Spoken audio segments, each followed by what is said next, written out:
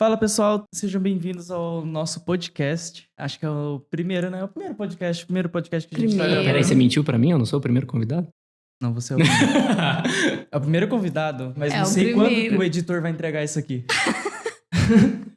Né? Faz sentido. Eu sou o Jim Funo e aqui estou com a presença da minha esposa, que é a Aline Funo. Oi, pessoal. Então hoje, qual que será o tema do nosso podcast? A gente vai falar sobre o poder da narrativa e storytelling. A gente vai explorar esse mundo fascinante do storytelling, da criação de narrativas, como essas práticas influenciam no seu dia a dia, nas redes sociais. Vamos também falar como influencia nas estratégias de vendas, o desempenho da sua empresa e como pode funcionar a retenção e engajamento. E vi também um negócio muito curioso. A gente vai falar também sobre o storytelling, como essa ferramenta impacta nos seus hormônios. Eita. Aí eu não sabia, não me preparei pra essa parte da pauta. Eita! Ainda bem que eu sou farmacêutico nessa caminho. É por isso que hoje você é o convidado. Estamos aqui com o Miguel Souza, que atua no mercado editorial há 4 anos e como entusiasta mais de 10 anos aí. Já publicou, revisou e escreveu muitos artigos em projetos diferentes. Eu fui puxar a capivara dele, eu vi o nome dele em quase todo lugar no cenário, principalmente de RPG e quase em todas as editoras, ou possivelmente em todas as editoras, principalmente as maiores. Então eu não consegui descrever exatamente o teu currículo. Eu também não. É. Criador de Incarnation, editor e redator da Jambô Editora e autor atual da Ordem Paranormal, que também é um produto da Jambô Editora. E Só para o público de ordem é complicado. Autor dos conteúdos de suplemento. Você fã de ordem. Sei que você gosta de confusão. Eu já tô causando polêmica. Do material da Dragão Brasil, materiais terceiros. De livros oficiais, ainda estão em desenvolvimento. perfeito, mas é bom ter falado também. E meu sócio. É meu verdade. sócio, estamos aí junto também. Bom, começando, eu acho que o mais interessante, principalmente pelo tema que seria sobre o poder da narrativa e sobre storytelling, o mais interessante é o pessoal saber também o que é storytelling, né? Então, você consegue falar um pouco sobre o que é storytelling ou alguma aplicação também, algo do tipo? Cara, de uma maneira bem sucinta, assim, pra gente não se alongar muito, storytelling poderia ser definido como a arte de contar uma história. E quando a gente fala isso, né, a gente imagina na hora uma pessoa contando uma história, lendo um livro, mas vai muito além disso, vai muito além de você parar pra contar um conto ou uma fábula, mas a própria maneira de você estruturar uma rotina, a própria maneira de você organizar uma série de eventos, de por que isso tá no começo, isso no meio, isso no final, tudo isso se enquadra na arte do storytelling. A gente, obviamente, vai ter mais contato com isso vendo filme, série, etc., nas maneiras diferentes de contar uma história. Não se conta uma história de terror como se conta uma história de ação, por exemplo. Mas, em resumo, storytelling é essa arte, essa técnica de se contar uma história, por assim dizer. Legal, então podemos dizer que existe um desenvolvimento e também uma adaptação de histórias, né? Com certeza, sem sombra de dúvidas. Inclusive, eu fiz o exemplo agora, né? Terror e ação, né? Quando você vai pensar num storytelling, contar uma história, montar um roteiro de um filme de ação, você quer adrenalina. Né? Você quer o seu espectador o tempo todo vendo explosões, vendo o personagem com risco de vida, esse tipo de coisa. Quando você vai contar uma história de terror, o storytelling pede que você evoque outras emoções na pessoa que está assistindo. E aí você vai querer trabalhar mais tensão, um pacing da história, né? Um espaçamento mais longo, mais calmo, onde você vai tirando a pessoa do mundo comum e levando ela pro horror, né? Então, sim, você precisa adaptar o seu storytelling conforme os sentimentos que você quer invocar. E eu sei que essa parte de storytelling e o propósito dele, que é despertar emoções, conversa muito com muito da pauta que tu listou. A área de marketing é muito sobre despertar emoções nas pessoas. Né? É verdade. Verdade. Cara, até sobre essa parte de filmes e conceitos até mais históricos, eu tava recentemente olhando mais a fundo os podcasts que eu escuto, na maioria das vezes, né? Fui pegando, assim, digamos, os episódios que tem mais views ou que tem mais performance, que eu analisei, assim, são episódios que têm uma história. São episódios históricos, geralmente, então, episódios que falam sobre até os filósofos, como Platão, Sócrates, em relação à Bíblia também, que conta muito também a história de Jesus Souza, que aliás é um bom contador de histórias, e Jesus utilizou muito storytelling. Muito, com certeza, com certeza. Todas as parábolas, né? Parábola nada mais é do que contar uma história, uma fábula, pra explicar e exemplificar uma situação. Inclusive, pegando um pouco da pauta do que tu pontuou, eu acho muito engraçado, na verdade. Quando a gente pensa em storytelling, a gente pensa numa pessoa vir contar uma história, por exemplo. Às vezes a gente acaba se apegando muito a como uma história deve ser contada, né? Por exemplo, stand-up. Stand-up, ele pede que você primeiro levante a bola pra depois você atingir, né? Que a gente fala de setup e punch. Então, o comediante cita um elemento agora e aí no final da piada dele, ele cita outro elemento que conecta com o primeiro e isso te dá um gatilho e você ri. Mas isso, na verdade, vai muito além. O ser humano, ele ama histórias. Podem dizer que existe um termo que as pessoas usam pra dizer a profissão mais antiga do mundo é... Não sei se eu posso falar disso aqui. Mas eu ouso dizer que talvez não. Talvez a profissão mais antiga do mundo seja contar história. Nós amamos histórias. Nós amamos personagens. Nós os amamos enxergar em outra realidade. E de maneira segura, né? A gente gosta muito disso. Ver um personagem vivendo uma situação de ação terrível e, por exemplo, uma criança. A criança sai do filme dando socos e chutes e explosões, mas ela não quer viver aquilo. Você não quer botar ela naquela situação de fato. Mas é gostoso, de um ponto de vista seguro, assistir isso. Você citou Platão. A base do que a gente conhece hoje como teatralidade vem da Grécia. Toda a estrutura grega de fazer uma peça, o trágico, o cômico, as máscaras, né? Sorrindo e chorando. Tudo da Grécia. 2.000 anos atrás até 4.000 anos atrás, se a gente for pegar Egito. Então, tá na base do ser humano. As histórias, elas são aquela parte original de entretenimento, né? Que já vem de muito tempo, né? Então, o pessoal lá das cavernas escreviam, Sim, né? Exatamente. Que era o formato de histórias. E eu garanto que mesmo se a gente for pegar período pré-histórico, quando eles iam retratar as pinturas nas cavernas, eu duvido que ele retratava a caça dele com verossimilhança. É verdade. Ele provavelmente, na pintura da caverna, ele era muito mais heróico do que foi, de fato, aquela caça na prática. Teve ali os floreados, né? Com certeza, com certeza. Cara, eu até estava falando dos filmes, eu tava pensando assim, imagina o quanto que esses filmes impactam até o mercado e nas questões financeiras. Por exemplo, um filme ou uma série que ela tem essa técnica de storytelling bem utilizada, ele impacta muito o mercado como um todo. E até por isso que em volta de um filme ou de uma série, existe os produtos em volta para até aumentar o faturamento. O faturamento não é só da bilheteria. Com certeza. Também, não é só do filme ou a série em si.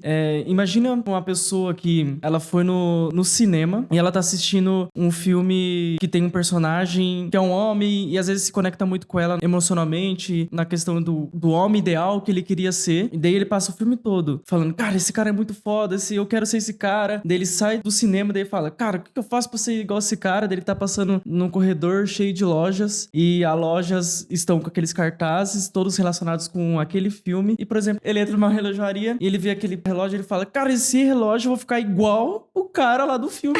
Acabou de descrever 007. Exatamente. É exatamente isso. 007, desde que ele existe, ele é um grande personagem de marketing, assim.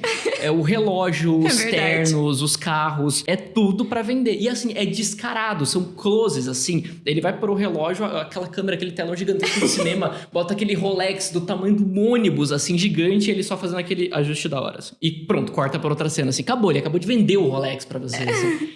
Isso vale pra tudo.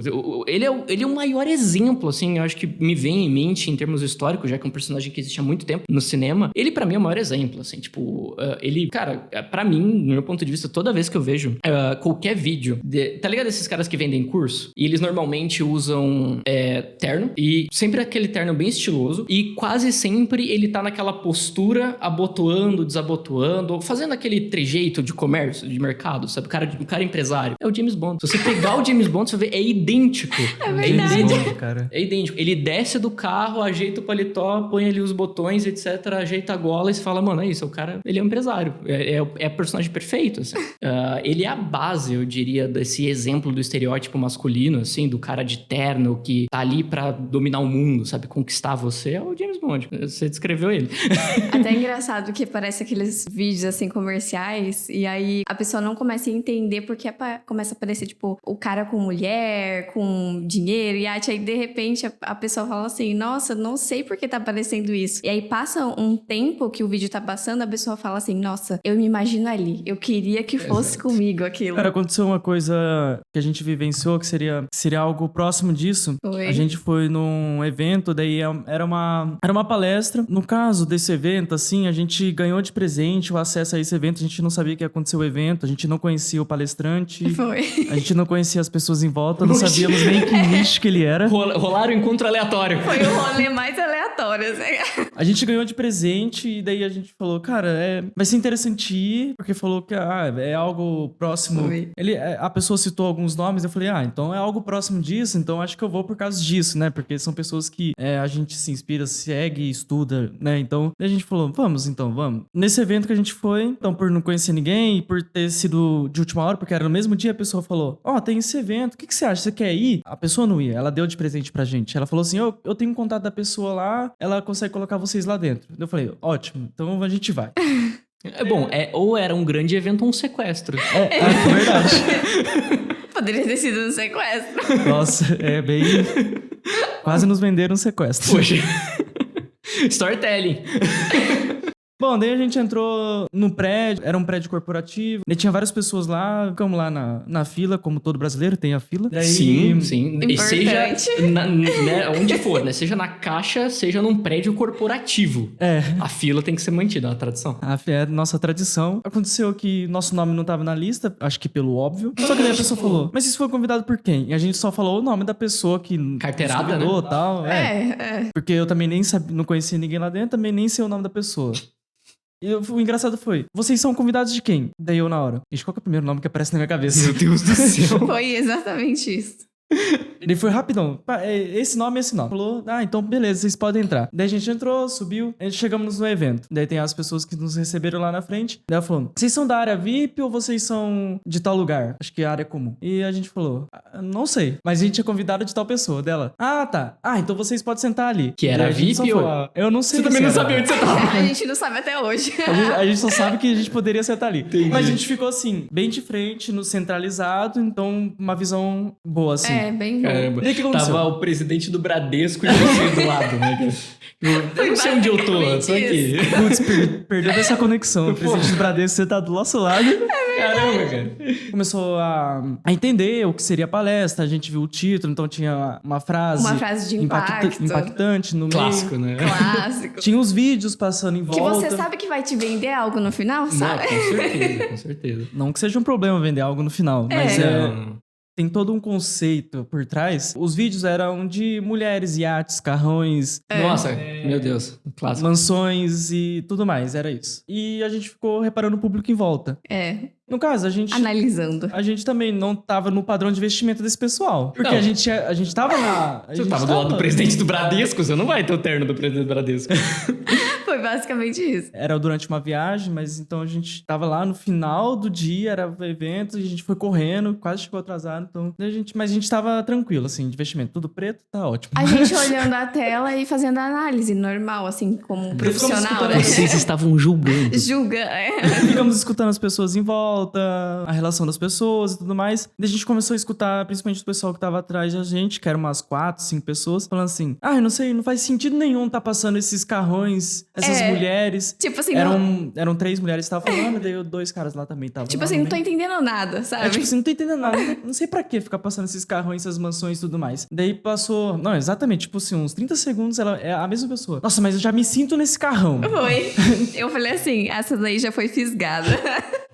O poder do storytelling, né? O poder do storytelling. Cara, daí eu já falei pra ela, essa aí já tá com o emocional perfeito pro cara fazer um O pitch e pitch vender e pra ela. vender. Não, total. O storytelling, ele se encaixa muito bem nisso também, principalmente no nosso mercado, que seria, na verdade, na nossa vivência como um todo, né? Quais são as aplicações do storytelling no nosso dia a dia? Storytelling é pra ser usado só pelos especialistas lá, que são do mercado específico e tal? Não necessariamente, na verdade não, porque pode ser usado até pelo lojista, a pessoa que tem uma loja, Exato. até pelo vendedor, principalmente, legal, ideal. E de várias outras formas, até o próprio influenciador, ele criar uma história, os stories servem principalmente pra isso, criar uma história do início do seu dia até o final do seu dia. Eu diria que com as redes sociais, hoje em dia, a gente compra muito mais o enredo da vida daquela pessoa do que o produto dela. Muita gente... Isso aconteceu bastante, assim, pra quem não conhece, nasci em São Paulo, sou de uma região bem pobre de São Paulo, Mangaló, Pirituba, na época, né, 97. Vindo dessa situação, eu venho de uma realidade bem classe média baixa, assim, também de quebrado. E conforme eu fui crescendo na área da escrita, e a gente sabe o quão raro é ver, e eu não quero militar nem nada, mas a gente sabe o quão raro é ver autor preto ou autor pardo no Brasil. É muito difícil encontrar esse tipo de autores. Então, quando eu finalmente alcancei a Jambu Editora numa live, eu cheguei a trabalhar pra ela finalmente, e eu contei a minha história numa live, de onde eu vim, da minha realidade, pra dar aquela bomba de inspiração, né, pra galera que veio de onde eu vim, que também pertence ao espaço que eu pertenço, pra eles verem que tem como, tá ligado? Tem como você trabalhar com RPG de mesa. A partir daquele momento, mudou a abordagem pública comigo. As pessoas começaram a me abordar pela história que eu contei e não por onde o meu nome estava acreditado. Eu captei um público ali de pessoas que se apaixonaram pela minha história. E eu nem tava, roteirizando, eu tava só apresentando fatos, eu nem fiz um drama em cima. Mas foi o suficiente para aquele grupo de pessoas ficarem do meu lado e me apoiarem, e hoje pessoas são apoiadoras minhas, compram tudo que eu escrevo, depois do momento que eu contei minha história. É até interessante você falar isso, porque é como se você tivesse usado storytelling, mesmo que não intencional, Exato. Mas gerou um storytelling, que você transmitiu uma mensagem ao ponto de ter conectado com o público em um nível emocional, e aí isso gerou bem uma conexão, assim. Exato. Poxa, pra mim foi impressionante, assim, porque a minha intenção no momento não era comover ninguém, não era conquistar... Eu já tinha entrado pra Jambu, não era conquistar uma vaga, etc. Eu só tava contando a minha história. Mas as pessoas gostam de conhecer as histórias dos outros, as vivências dos outros. E aí é o que o Jim falou, você consegue transpor isso para o seu cotidiano, de todas as formas, assim. Eu, por exemplo, às vezes tenho que lavar a louça. Eu posso lavar a louça em silêncio, ou eu posso lavar a louça ouvindo a abertura de anime. Aí eu começo a ouvir a abertura de anime e eu fico imaginando as cenas do anime que eu tô assistindo, por exemplo. E aí eu pego um gás na louça incrível, só ficar pensando nas histórias. Me alimenta, me dá energia, só ficar pensando nisso. Faz até a reboladinha, assim, Exato, na hora que sabe? tá lavando o braço.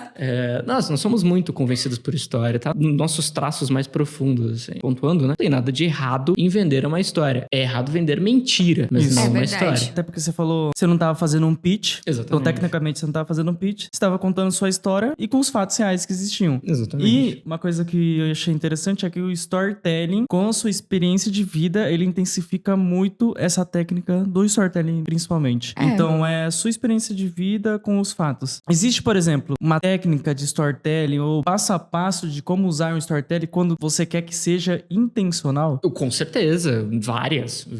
Bom, eu sou escritor criativo, né? Então eu posso falar da minha área. O campo mais comercial ou de venda de produtos aí, eu acho que a Aline vai saber dizer melhor. Mas falando dentro do campo criativo, às vezes, por exemplo, você tá aqui um autor que eu gosto muito, Leonel Caldela, autor brasileiro da minha vida, assim. Às vezes você quer despertar no leitor emoções, vontades ou receios em relação ao seu protagonista. E aí você tem técnicas para isso. Uma que eu gosto muito, por exemplo, é a do protagonista não confiável. Quando você escreve uma história do ponto de vista de um personagem, você tá filtrando a sua narrativa por aquele personagem. O que ele acha certo, o que ele acha errado, o que ele viveu, o que ele experienciou. Você não tá escrevendo do ponto de vista seu, autor. Você tá escrevendo do ponto de vista do personagem. Então, o personagem pode dizer, por exemplo, que uma montanha é horrível. Ele descreve aquela montanha e fala, a pior montanha que eu já vi na minha vida. E você, leitor, compra. Você compra aquela montanha horrível. Depois, mais pra frente, você troca a perspectiva para um outro personagem e descreve a mesma montanha como sendo a salvação da vida dele. Você gera culpa no leitor. Você, leitor, comprou a opinião daquele personagem, assumiu aquela crítica e depois você se depara com uma leitura de outro personagem desconstruindo o preconceito que o primeiro botou em você. Você gera culpa no leitor. Tem leitores que não gostam desse sentimento. Um livro recente do Leonel, Flecha de Fogo, gerou muito hate por causa disso. Porque ele fez muitos leitores se sentirem culpados de concordarem com o que eles estavam vendo. Porque do meio do livro pra frente, a perspectiva muda completamente, o protagonista muda de lado, tudo que ele criticou ele passa a amar e apoiar. E se você tava comprando o protagonista até metade metade do livro, você se frustra. Você quebra, você fala, pô, mas eu tava com você, cara. Eu tava odiando junto com você. Como é que você começa a amar agora? Tá ligado? E agora eu vou ter que amar também, sabe? Como que fica? E foi um livro muito polêmico do Leonel por causa disso. Assim, eu amo, é meu livro favorito dele até hoje, assim, o Flecha de Fogo. Exatamente porque ele não só brinca com os personagens dentro do livro, mas ele brinca com você. Ele quebra suas expectativas. Isso é muito bom, sabe? Gerou um baita de um bafafá em volta do livro. E é intencional. Isso são técnicas. Você faz isso no criativo intencionalmente. Cara, dá pra Interessante. linkar duas coisas interessantes nisso aí, que seriam uma, que é uma coisa que tá na pauta, que seria os hormônios. Ah, acertamos na pauta. Acertamos voltamos a pra pauta. pauta. Eu achei que a pauta tinha sido escrita aleatória, né? O que storytelling tem a ver com os seus hormônios? Então, assim, durante as histórias, a narrativa de história, que seria o storytelling, os seus hormônios, eles se manifestam. Sim. E você acabou de dizer também que você consegue propositalmente, por meio dessa história, afetar alguma emoção no ouvinte ou na pessoa que tá lendo e tudo mais. Com certeza. Eu digo assim, então tem vários hormônios que são afetados pelo óbvio, né? Quando você tá vendo um filme, você tem várias sensações. Quando você tá lendo um livro, As você tem várias variações. sensações. Quando você tá vendo uma palestra, um podcast, qualquer coisa que você tá consumindo, você tem várias emoções. E claro, usando técnicas, as pessoas que conseguem fazer isso, principalmente, digamos assim, na verdade em qualquer lugar, mas tem filmes ótimos que exemplificam o storytelling Sim, puro. com certeza. É. Clube da Luta. Clube da Luta. Clube da Exato. Luta mudou a maneira de se contar a história. Exato, exatamente. Então é dessa maneira. Então, assim, eu linkei aqui fazendo uma pesquisa de três hormônios que são os mais interessantes, por exemplo, de você que afete o outro, que você instigue no outro, que você faça se manifestar no outro. Um deles seria a própria dopamina, que é o mais comum. Fácil. E é o que tá sendo Fácil falado demais, muito, né? Fácil demais. Uma piscadinha pra alguém, a pessoa libera dopamina. Vou ganhar uma piscadinha. A dopamina seria aquele hormônio que ele faz você, por consequência, né? Ele tem esse efeito de aumentar o seu foco, sua motivação, e então você fica mais atento por aquilo que você está consumindo, né?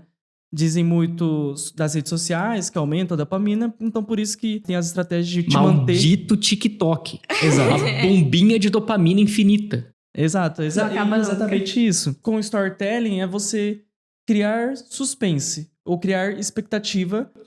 Com isso, você gera esse efeito de dopamina e faz com que você na verdade, você manifesta esses hormônios e cria esse efeito da dopamina, né? Vou abrir um parênteses aqui, desculpa te cortar, mas é pra exemplificar o que você falou. Recentemente, Loki, a segunda temporada do Loki na Disney Plus, teve um episódio inteiro dedicado a McDonald's. E eu diria que em termos de storytelling, de venda de produto, o McDonald's tá, né?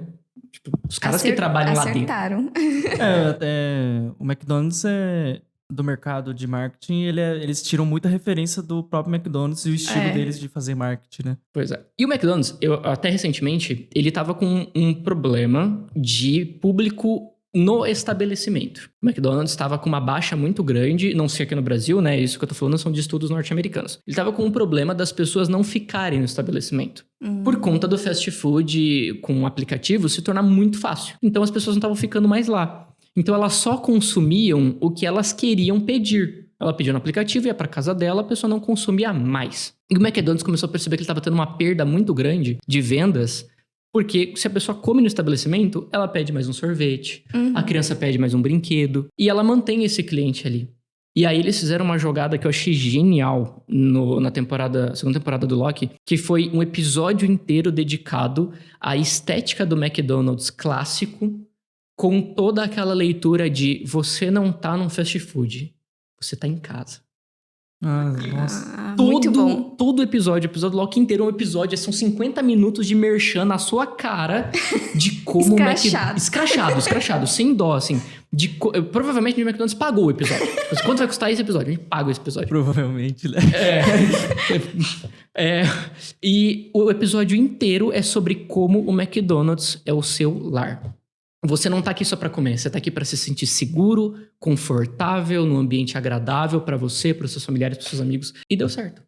Cara, é muito bom. O número de pessoas presencialmente no McDonald's nos Estados Unidos depois da segunda temporada de Loki aumentou segundo as estatísticas. E isso é muito importante que você está falando, porque a gente entra na parte de como o storytelling, ele impacta diretamente na retenção do conteúdo e no engajamento também. Ah, tá vendo?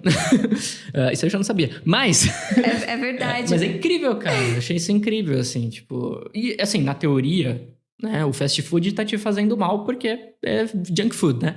Mas a estratégia e a maneira como isso tá no episódio não tá ruim, sabe? Tipo, não tá... É escrachado que é um merchan, mas o roteiro fez funcionar muito bem. A história, né, envolveu muito. Exatamente. Então Você não se sente usado pelo marketing, assim. E por que eu falei que combina muito com a questão da dopamina? Porque o que é junk food se não dopamina, né? Se não botar um monte de prazer pra dentro, sabe? E é sobre isso, é sobre, tipo, olha como esse ambiente aqui é o lar da sua dopamina. Vem ser feliz, né? McDonald's fala muito isso, né? Vem ser feliz. É verdade. É isso, cara, é impressionante, assim. É meio que o que você lembra da marca também, né? Exatamente. Tipo, Coca-Cola, todo mundo lembra que é um almoço ou um jantar em família, né? Exatamente. Nossa, com certeza. Até hoje. Assim. Até hoje. Acho que eu vi uma vez um post, assim, que tinha algo meio que assim, que são as marcas, né, que... As maiores marcas do mundo. Então tem a Apple, tem o McDonald's, o Starbucks. Daí vem essas marcas que são bastante referências de marketing, né? Que vocês Sim. estudam muito essas marcas. Basicamente estavam lá que a Apple não vende só celular, na verdade. E daí todas elas estavam assim. A Apple conta histórias. Daí o McDonald's conta histórias. Então essas marcas, na verdade, todas elas contam histórias. Então o Starbucks não vende só café. Mas, cara, RPG de mesa, tá ligado? Tipo, o RPG de mesa, e eu vou puxar pro meu barco agora, É né? isso mesmo. É isso aí. Não só RPG de mesa, mas RPG eletrônico também. Nada mais é... Por que RPG é tão bom, né? O que o RPG oferece que faz as pessoas gostarem tanto? É a oportunidade de viver histórias que você nunca vai viver. De conhecer personagens, de viver romances, de enfrentar desafios que você nunca vai experienciar. Isso é verdade. muito fácil de vender. É muito fácil de vender. E quando a gente, por exemplo, às vezes eu quero captar pessoas para RPG, né? A gente quer captar as pessoas para um post, para um artigo, etc. O golpe é sempre nesse ponto. O golpe. É o golpe. É tipo um golpe certeiro. É você virar pra pessoa e falar: vem enfrentar inimigos que você nunca viu antes. Ou vem viver experiências que você nunca viveu antes. Cara, é certeiro, assim. Porque é o que a gente quer com RPG. Desligar do mundo real e naquelas 2, 3, 4 horas ser outro personagem, viver outra verdade. experiência, vencer desafios. Isso é muito etc. real. Principalmente se você tá ali, né, como jogador, isso é muito real. Sim, pra caramba. E olha- Desculpa, por favor. Não pode falar. Falou de RPG. Não, isso tá discussão muito... Hoje discute-se muito na RPG, por exemplo, morte. Morte. Tem que ter morte no RPG? Personagem tem que morrer no RPG? Eu me dediquei aqui 40, 50 horas. Eu tô aqui há um tempão jogando e aí meu personagem morre. O personagem E aí, tá ligado? Beleza, no RPG eletrônico, morre e eu volto no save. Load game. Mas no RPG de mesa não tem save. E discute-se muito. E aí, o que fazer com essa morte, com esse histórico? E tem RPGs que defendem que a morte faz parte da narrativa. O medo de perder o seu personagem faz parte dessa experiência. Tem RPGs que vão no caminho contrário, de que tem 1 milhão de alternativas mecânicas que desviam de perder o personagem. Porque eles acham que perder o personagem não acrescenta a narrativa. Você tem que encontrar outras maneiras de punir o fracasso, a falha, do que você matar o personagem do jogador. Isso tem a ver com o que a Aline falou. Deixar mais palatável, menos ruim de absorver aquele jogo. Um jogo que fala pra você assim, pô, você não vai morrer. Pra mim, eu como jogador, vou falar, chato. Eu gosto do risco. Eu gosto.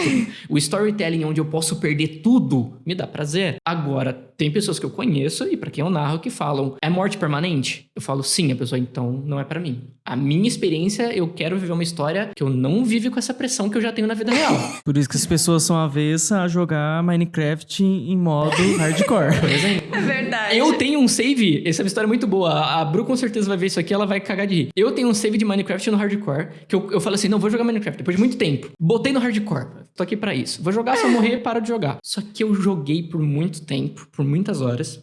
O jogo deu bom. Eu descobri muitas coisas novas no Minecraft. Hoje é outra parada do que era na minha época. Assim, nossa, é outro nível de profundidade. Tomei sustos, vivi storytelling lá dentro. Tomei susto em caverna. Foi incrível, assim, vivi uma jornada. Até que chegou um ponto em que eu falei, cara, se eu morrer, eu vou perder tudo isso. E eu nunca mais abri o save. Nossa, Tá parado no meu PC. Eu nem tenho Minecraft instalado, mas eu tenho o arquivo do save algum dia talvez eu tenha coragem de continuar aquela jornada. Mas agora eu tô com medo demais de perder tudo, tá ligado? Que ironia, né? Vai contra o que eu falei sobre RPG de mesa agora. Mas isso que você falou sobre usar aquilo que vocês entenderam que funciona pro público, pro marketing isso tem muito a ver com storytelling. Então, a resposta do público junto com a pesquisa de persona. Você aliar isso para você criar mensagens através de narrativas impactantes. Muito legal. Que conectam e aí faz com que, além de aumentar a autoridade, você também venda o produto ou serviço. Desculpa, então, se eu fiz isso com vocês. Né? Aí foi isso aí que eu fiz. Foi essa estratégia que eu usei. Pô, maneiro. Bom saber. Bom saber. Não sabia que tinham todas essas camadas. Porque a gente acaba só reproduzindo, né? Por que eu jogo RPG? Eu jogo por isso. Ele deve jogar por isso também. Então eu vou tentar convencer ele assim. Mas legal saber que tem toda essa camada. Tem toda essa camada. Inclusive, só para o pessoal entender um pouquinho, para você aplicar na rede social, você pode aplicar usando algumas estruturas. A primeira vai parecer bem óbvia, mas é quando a gente utiliza storytelling como o conteúdo é a história. E aí é quando tem toda aquela parte da jornada completa, que até a gente falou sobre os filmes, de você se ver nos personagens. Se você vê o filme, você vai perceber que algumas estruturas você vai ter, né, de storytelling. A outra forma é como o storytelling parte do conteúdo, que é quando você pega uma história ou cria uma história para você explicar o tema que você quer passar, para ajudar na informação. A outra estrutura que você pode utilizar é como a história sendo criada na estrutura do conteúdo em si. Que você não consegue identificar os elementos de storytelling de cara, mas que eles vão estar todos ali. Vão estar presentes. O que provavelmente eu devo usar muito acidentalmente, assim. Deve acontecer bastante. Provavelmente. A gente que escreve tem isso muito, né? Não tem... É o que eu falei, assim. O que funciona comigo, sabe? Tipo, por que eu compro... Por exemplo, minha estante tá lotada. Eu não tenho mais espaço para livro de RPG. Mas aí a editora vai e fala assim, vai lançar. Que nem agora, na nossa época, tá lançando o Delta Green da Retropunk. Eu não tenho mais espaço para livro. Eu não tenho tempo de aprender um RPG novo. Eu já tô super lotado de conteúdo para escrever e etc. Mas eu vou comprar o Delta Green. Cabe. E deve ter algum motivo. Daí eu tento entender esse motivo. E ainda quer levar meus livros embora ainda. E quero levar seus livros embora. Se possível, eu gostaria. E depois, quando eu paro pra pensar, eu falo assim, bom, por que eu tô fazendo isso? É por isso. Tá, então outras pessoas devem fazer também. E é pra elas que eu tenho que vender o meu RPG. É pra ela. Então, o que funciona comigo deve funcionar com elas. E aí eu tento reproduzir. Mas tem uma receita, né? Tem uma receita de bolo aí nesse esquema. Tem, que o escritor criativo, ele faz mais a parte criativa. A gente, o escritor da estratégia, tem um pouco do lado da dificuldade do criativo, mas tem a parte da estratégia em si mais alinhada. E eu, criativo, não sei o que eu tô fazendo. E isso, dos hormônios, isso foi criar expectativa. É verdade, a gente só falou de um hormônio. Parabéns, Lúcio. Ele lembrou, ele puxou pra pauta. Olha o É um desafio lembrar de puxar pra pauta. Falamos de um hormônio, imagina o público. Eles só falaram da dopamina e o resto. É verdade, tem mais dois. Principais, né? Porque tem vários outros hormônios que aparecem aí no meio do caminho. Mas tem a ocitocina. Sim. Que a ocitocina, o efeito dela é que você se torna mais generoso, você cria laço pela pessoa. O principal fator é você criar uma empatia pela pessoa. Então, a ocitocina, principalmente, é você contar, não necessariamente, mas aquelas histórias que... A sua própria história da sua vida, por exemplo, você contou lá, afetou essas pessoas e, na verdade, o hormônio principal que afetou elas foi a ocitocina. Então, elas criaram empatia por você. Verdade. Então, elas se tornaram mais generosas a você. Com isso, consumindo mais do que você entrega, do que você vende e tudo mais. Então, esse foi um hormônio principal que afetou elas. Elas confiaram mais em você e passaram a te colocar como uma autoridade e comprar dos seus produtos e também consumir mais você. Aquele filme do Smith, A Procura da Felicidade. Nossa, é muito bom. É muito bom. Isso. É isso. É verdade. Tipo, ele foi um sucesso inacreditável porque, pegando no mundo, né? Eu tenho certeza que a maioria da população humana sabe o que é o desespero de procurar um emprego. Exato. E aí você põe num pai solteiro, sabe? Tipo, a cena em que ele sai chorando e comemorando é icônica. Nossa. Ela é uma referência, assim. Olha, até arrepiei. Se você não Exato, chorou, exato. se você não chorou naquela cena, né? Nossa, cara, é insano, assim. E todo mundo com esse sentimento. Quando recentemente, quando a Karen virou pra mim e falou: você foi aprovado no seu teste. A Karen Soarelli, a editora-chefe da Jambu. Do nada, o que é Karen? Pois é, né? Ela falou: você tá aprovado no seu teste. Aí ela virou e falou: mas a gente não sabe quando vai precisar de você. Aí deu 2 dias, ela falou: precisamos de você agora? Assim, Karen, você provavelmente nunca vai ver isso. Mas eu levantei assim. Eu fiquei muito feliz, sabe? Eu compactei com o sentimento do Smith naquele filme, sabe? É muito eficiente. Nossa, meu Deus.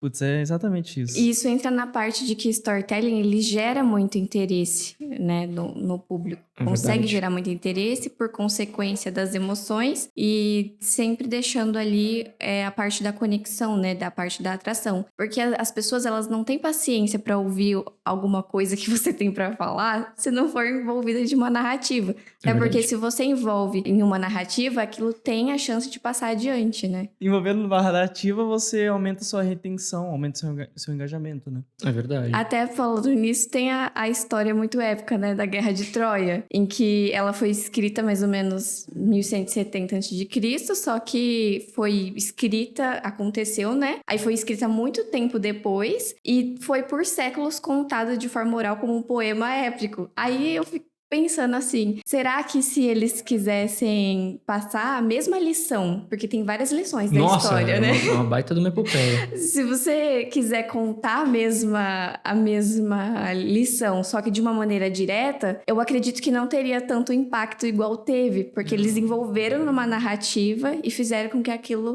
tivesse a chance de passar adiante, né? Porque as histórias, elas têm muito disso, de passar uma lição.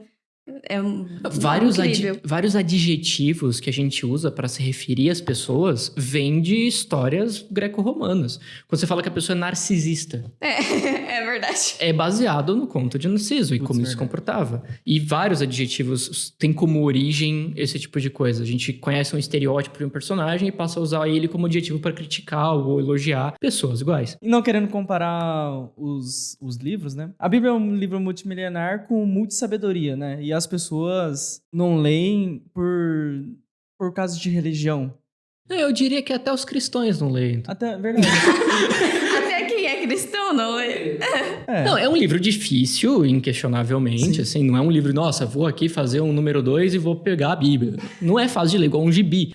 Mas, apesar disso, tem trechos que são muito claros. Eles não têm espaço para interpretação, tá bem óbvio no que ele tá dizendo. Mas mesmo assim, as pessoas não têm o costume de ler tanto, não. E até o gancho que eu queria tirar da Bíblia, a gente não vai aprofundar tanto, mas é a pessoa que é mais lembrada e seria um dos maiores contadores de história da Bíblia é o próprio Salomão. É verdade. É claro que tem o lado ruim dele, que é o pouco lembrado, porque também é menos falado. Sim, sim. Porque a narrativa Assim, foi dele. A gente parte do princípio de que ele era um rei. Exato. Logo, um tirano. Isso é um fato, ele com certeza. É óbvio. E tem também as discussões, né, entre tem o Salomão bíblico e o Salomão mágico, né? Que algumas bíblias incluem trechos ou não da relação dele com rituais, demônios, magia, etc. Mas é porque ele era um cara que queria experimentar de tudo, né? Na Bíblia cristã, se eu não me engano, não tem trecho dele fazendo magia, mas tem trecho dele falando vi tudo, fiz tudo, experimentei de tudo, e no final descobri que é trabalho e adorar a Deus. É o que compensa. O resto é perda de tempo. Mas o que é bom, a gente pode tirar muita sabedoria dele. A gente tira o que é bom, né? E os outros hormônios, né? Tem mais um, é verdade. Tem mais um. Olha a pauta. Olha aí, a Olha gente só. aumentando a dopamina de vocês. O outro hormônio seria a endorfina. Gosto. Muito bom. Gosto muito da endorfina, é meu favorito. A Olha, endorfina tem aquele efeito de você ficar mais feliz, mais bem, no bem-estar. E o que mais? Que é só aqui, relaxadão. relaxado. Relaxadão. Gosto. Relaxadão, né? A endorfina, Não usem drogas. no caso, ela é muito utilizada, não só, né? Mas eu vejo que é muito utilizada pelos stand-ups e comediantes. Tá. Um jeito de você criar endorfina é fazer as pessoas rirem. Pois é, por exemplo. Então, Aquela risada gostosa que você termina de ir e faz. É muito bom. você tem um jeito de inserir o storytelling até mesmo no seu dia a dia, até nos textos que você escreve, e produz, você tem propositalmente aplicado o storytelling, uma forma que você tenta, digamos, estruturar para você aplicar no seu dia a dia, nos seus textos, por exemplo? Sim, com certeza, com certeza. Por exemplo, eu escrevo bastante aventura de RPG, que vai ser jogada pelo jogador. Então é uma aventura, uma história, começo, meio e fim, mas que ela vai ser jogada, não vai ser apenas lida. E nessa aventura, como o jogador vai estar vivenciando aquela experiência com o personagem dele, eu tô constantemente, e aí eu não, né, mas a intenção do texto, que se o mestre corresponder, ele vai estar constantemente manipulando o jogador. Porque claro que a gente gosta da sensação de liberdade no RPG de mesa, mas ela é fictícia. Não dá pro mestre virar um gerador aleatório de mundo e começar a ir para qualquer direção. É necessário ter um roteiro, uma guideline, uma linha que conta aquela história. É necessário manter o jogador nessa linha. Então ele até pode explorar, ele até pode andar para lá e para cá, mas a gente precisa que ele volte para aquele trajeto cena a cena para concluir aquela história. Esse cena a cena, são as conexões que a gente fala, são o ponto mais difícil de se escrever uma aventura de RPG. Porque você precisa gerar motivação convincente pro jogador continuar avançando naquela história. Ele precisa acreditar que ele deve continuar avançando naquela direção. Você quer isso dele. E para isso a gente usa estratégias que a gente vê em outras linhas de roteiro. Por exemplo, o clássico MacGuffin, que costuma ser um objeto. O anel ser jogado na montanha da perdição. É um MacGuffin. O anel é a motivação. Se o anel não for jogado, o Sauron retorna e o mundo acaba, por assim dizer. Então eu preciso ir gerando essa manipulação no jogador, para ele querer entrar naquela porta, fazer aquela curva naquela esquina, enfrentar essa criatura. E para isso você vai encaixando esses pequenos motivadores, o objeto que ele tá buscando, alguém que ele tem que salvar, um pedido de um personagem. E tudo isso vai manipulando esse jogador. Por exemplo, teve uma aventura recentemente com a qual eu trabalhei, que você tem combates com vários personagens diferentes. E é muito engraçado que um dos inimigos desse torneio, dessa aventura, ele é um cavaleiro veterano que tá infartando. Então a cada rodada, esse cavaleiro, ele rola um teste, e se ele falhar, ele vai morrer infartado. Só que ele tá lutando no torneio por um orfanato. Ele quer o tesouro do torneio para manter um orfanato funcionando. E os jogadores querem vencer o torneio pela motivação pessoal deles. Então você coloca o jogador no impasse. O jogador quer o tesouro, o NPC quer o tesouro. O NPC quer o tesouro por uma boa causa. Se os jogadores vencerem, eles tiram a chance do orfanato. Isso já parece bem trágico, mas aí os jogadores podiam simplesmente falar, então a gente desiste. E deixa o tesouro com o velho. Mas aí você põe um elemento de drama a mais, que é, vai, o velho tá infartando. Velhinho Isso infartando. acelera as coisas, dá um nervoso. Porque os jogadores podem pensar, vamos fingir a derrota, né? Vamos fingir que ele tá vencendo a gente. Mas ele pode infartar em qualquer rodada. Então talvez vocês não tenham tempo de fingir uma derrota. E aí?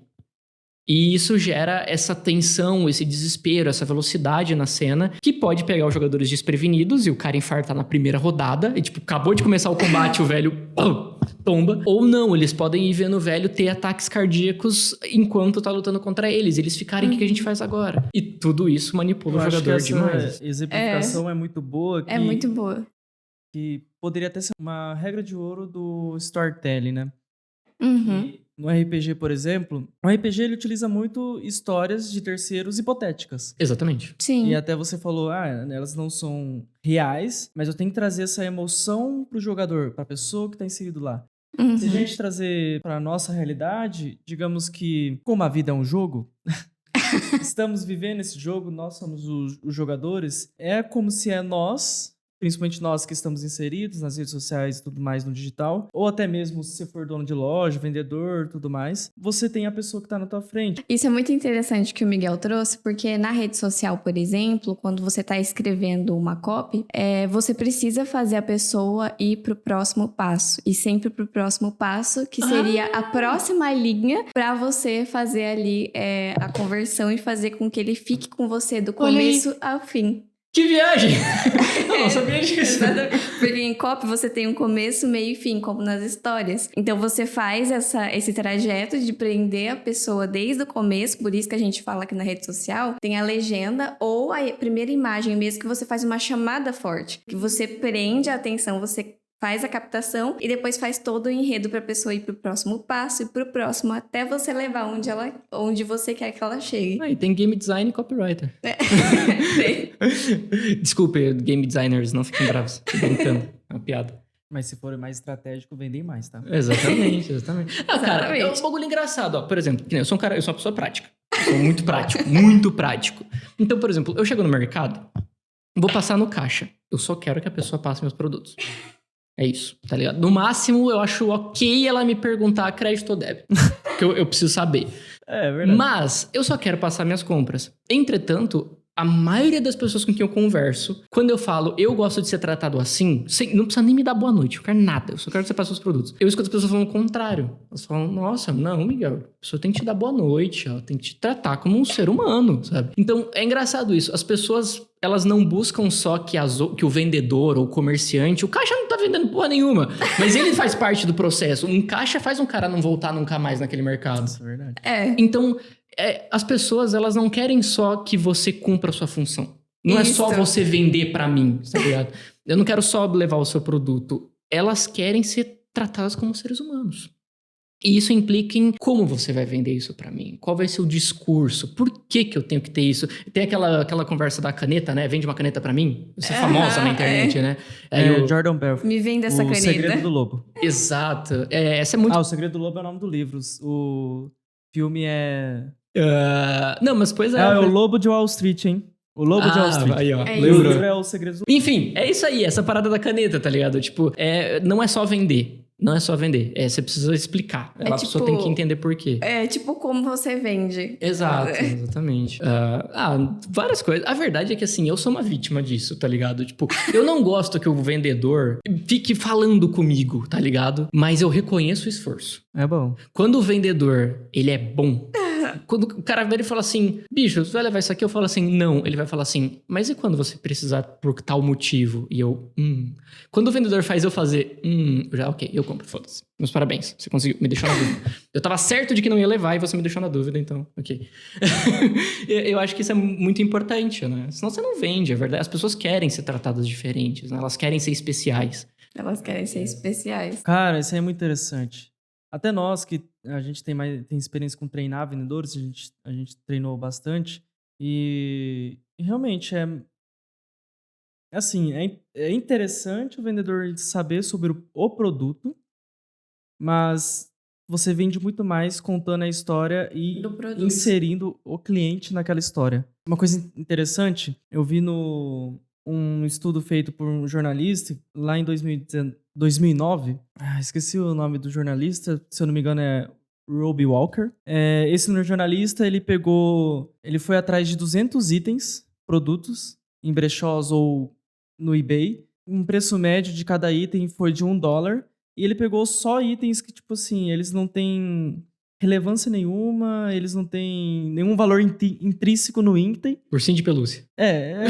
E uns negócios bem diferentes um do outro, que, Uhum. tipo assim, não tem valor visual, vendo ele e tudo mais. Ele pegou esses 200 itens, ele ligou para 200 escritores, e escritores grandes, que são bem conhecidos lá nos Estados Unidos, perguntou se eles conseguiriam, cada um dos escritores, pegar um item e criar uma história em cima desse item. E eles Desafio iriam legal. colocar à venda. E cada um pegou um item, fez uma história. Eu achei um site que tá todo esse estudo e ele tem a foto dos itens. E, cara, são itens muito malucos, assim. E tem realmente o texto. E é um texto grande, de descrição. E, cara, realmente eles contaram histórias em cima desse item. Poxa. E são histórias que elas ativam a sua, principalmente, ocitocina, a sua dopamina. E as vendas aconteceram por causa disso. Porque eram produtos que não eram vendidos. Eram produtos que estavam largados. Eram produtos que não têm valor intrínseco. E eles foram vendidos. E tem os valores. Tem, por exemplo, uma cabeça de cavalo aleatória lá. Um busto de um cavalo. Foi um youtuber que comprou, certeza. Custou 99 cents de dólar. Então, 99 centavos de dólar. O que no Brasil é um carro. É um carro. E foi vendido por $65, cara. No eBay. Mano, foi um youtuber, certeza. Cara, e tem um outro lá que eu vi, eles compraram por 75 centavos, foi vendido por $105, mano. Cara, que história O que foi no essa? Brasil é o Brasil. Que Você compra o storytelling Brasil. foi esse? Mas basicamente, o estudo ele foi feito em cima disso. Que foi um estudo para ver como o storytelling, no caso a narrativa de histórias, é aplicada e afeta principalmente nas tuas vendas Na e tudo mais. conversão. Na conversão, tudo mais. Isso, cara, eu achei muito interessante. Então tem um site, vocês pesquisarem lá. Isso é muito interessante porque toda vez que eu faço stories no Instagram da loja, que é a loja da minha cliente, toda vez que eu conto a história do produto, aquele produto ele tende a vender muito mais do que eu só falar, por exemplo, da característica dele. Pois é, pois é. Não tem jeito, cara. O ser humano é... Assim, a verdade é, nós somos manipuláveis e nós gostamos. Esse é um fato. É mesmo. Né? Isso não justifica o uso para o mal, né? A gente conhece a verdade. gente sabe o que é um poder de uma manipulação negativa é capaz de fazer, levantar um país contra o outro, por exemplo. Entretanto, nós gostamos, pro bem, por assim dizer, nós gostamos, porque a verdade é que nós temos um tempo limitado de vida na Terra, né? Todo mundo aqui vai morrer algum dia, em algum momento. E nesse tempo, se a gente se ater só ao que tem valor intrínseco, comida, energia, água e etc., você pode até ter uma vida saudável, por assim dizer. Você vai ter tudo o que você precisa para ter uma vida saudável. Mas ser saudável não é um reflexo de ser feliz. Né? Não necessariamente ser feliz é ser saudável e vice-versa. Uma coisa não está diretamente relacionada com a outra. E nesse tempo limitado de vida que a gente tem, do meu ponto de vista, pelo menos, ser manipulado por alguém, por um vendedor, por um comerciante, por um marqueteiro, que me faça, durante esse tempo de vida que eu tenho, eu ter algum momento de alegria, tá ótimo, tá ligado? Tipo, tô sendo feliz por esse momento. Mesmo que eu tenha depois um boneco na minha estante que não faz nada. É um boneco de um personagem que eu sou fã, sabe? E que daqui 20 anos eu posso não ser fã mais. Mas aí eu vendo pra alguém que seja fã. Quanto mais emocionalmente ligados, menos observadores e menos críticos a gente fica. É verdade. E é esse momento É verdade. que acontecem as conversões e você está mais suscetível a adquirir aquele produto. Tem gente que acha que jogos de RPG dos anos 80 são melhores do que qualquer um lançado atualmente, tá ligado? Tem gente que o cara defende, o cara bate nessa tecla. Qualquer coisa que vocês estão lançando hoje em dia é uma bosta. Bom era o AD&D, bom era o D&D 3.5. Não só no mercado de RPG. Com certeza tem outros lugares que eles vão falar. Que tem essa galera que gruda, né, na parada lá atrás, porque é o emocional dele, ele não consegue enxergar. A ocitocina tá alta ali, ó. Criou muito laço. com o negócio. Exato, exatamente, tá ligado? Tipo, beleza, assim, por mim tudo bem, desde que o cara continue comprando meu produto, tá tranquilo, ele pode gostar mais do 3.5. Mas é pra ver o quanto o emocional, né, da pessoa faz ela grudar numa parada que, assim, a gente sabe por A mais B por que o RPG mudou pra algo mais dinâmico, porque o antigo é antigo, não conversa mais com o público. Mas o emocional do cara é mais forte do que qualquer raciocínio lógico sobre o game design do produto, sabe? Porque ele diz que é melhor. E ok, tá feliz? Beleza. É por isso que o storytelling está ligado com as emoções. Porque você consegue engajar ali quando você tá em outro nível de conexão com o público, a audiência. Sebo vive até... Sebo de RPG vive até hoje por causa desse argumento. Tipo, ele chega e fala assim, vocês têm muitos RPGs hoje, mas eu sei... Ele fala, tem muito Sebo que fala assim, mas eu sei que você sente saudade daquele D&D 3.5 dos anos 80. As 3.5 é O que você acha de comprar um volume da época? Nossa, o cara enlouquece. O cara nem vai jogar, mas ele quer ter na estante, sabe? Sebo ganha muito dinheiro na área da RPG, imagino que galera que vende antiguidade também, né? Com esse argumento, tipo, pegando na nostalgia, né? Que é outro ponto fraquíssimo do ser humano pra vender. Nostalgia.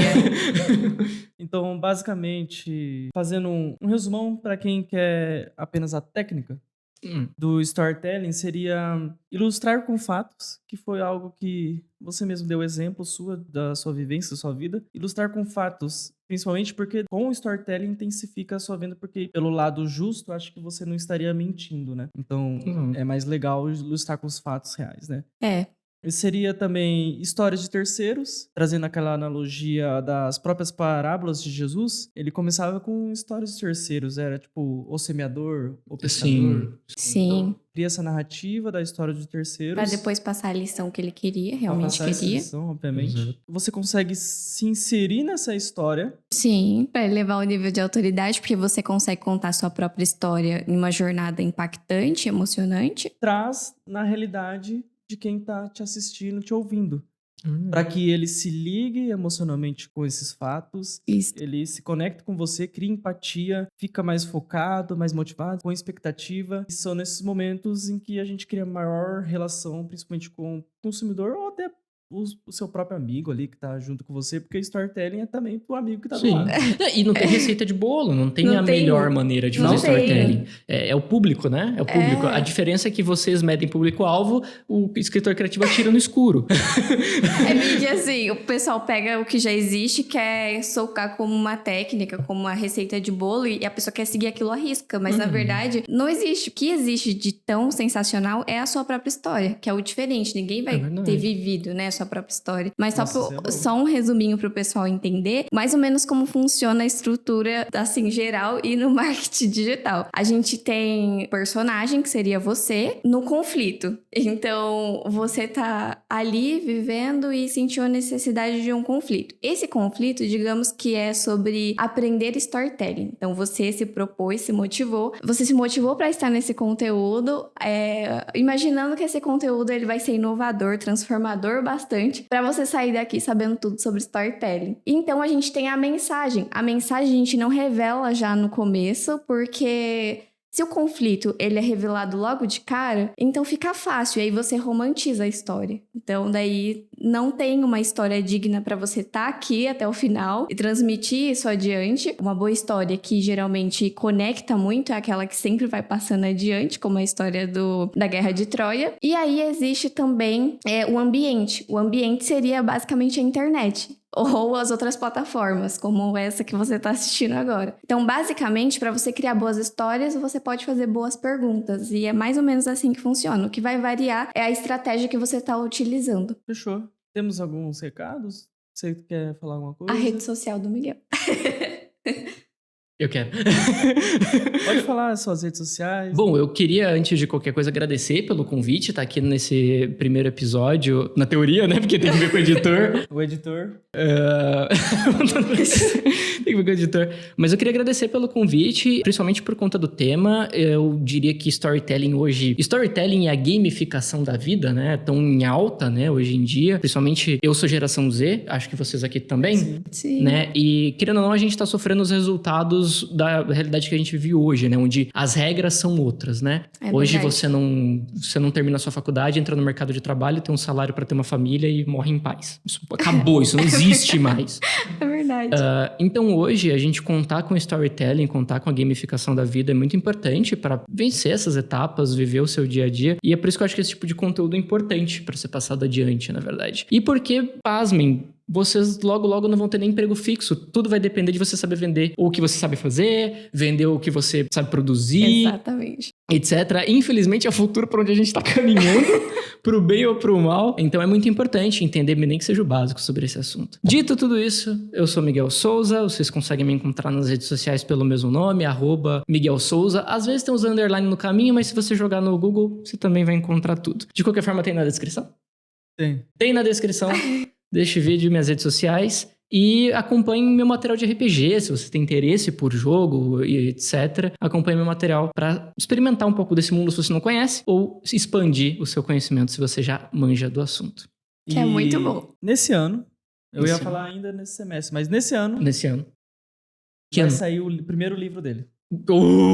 Anunciou assim, 2024, então tem aí. Primeiro livro. É só pra criar pressão, porque tem que criar pressão na vida. É verdade, nós precisamos de desafios. Fazer uma piada, eu acho maravilhosa, do Maurício Meirelles, que é sair da sua zona de conforto. Eu lutei minha vida inteira pra estar nela, tá ligado? Acho que é uma piada maravilhosa. Mas é verdade, a gente precisa de uns chacoalhões.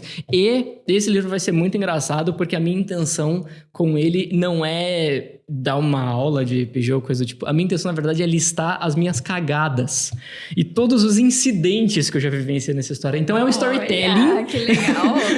É um storytelling contando um ponto de vista do RPG mais cru de como é que é estar na mesa, das experiências mais bizarras que mestres... Vai ser as cagadas da minha vida.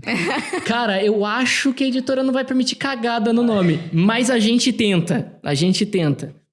Então a gente vai encerrando o podcast e o que eu queria deixar para vocês é que ao usar storytelling você tem a chance de criar um material único, porque a gente do marketing, a gente tem o nicho, vai falar mais do mesmo todos os dias e você consegue criar um material único com uma perspectiva única. E para você saber mais sobre técnicas de storytelling, técnicas de persuasão, copywriting, segue minhas redes sociais, que é @alinefuno. E as minhas redes sociais, todas são Jin Funo, J-I-N. J-I-N e Funo. Então, muito obrigado. Até a próxima.